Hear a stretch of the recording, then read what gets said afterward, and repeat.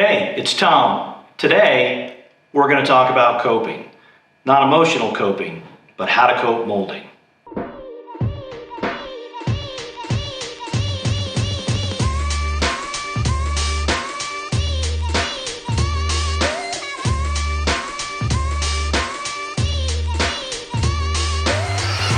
Remember, it's always a great day in the millwork business.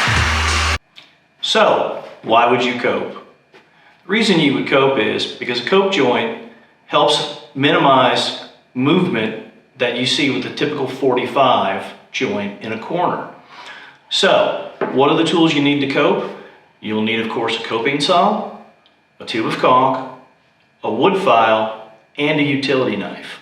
So, what will happen is you'll start by cutting 45 on your piece of molding, and then using your coping saw, you will remove all of this material along the side of the profile here, yielding something that looks like this. So you'll just see the profile without the material.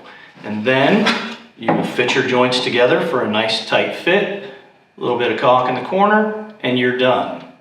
Thanks, and remember, it's always a great day in the millwork business.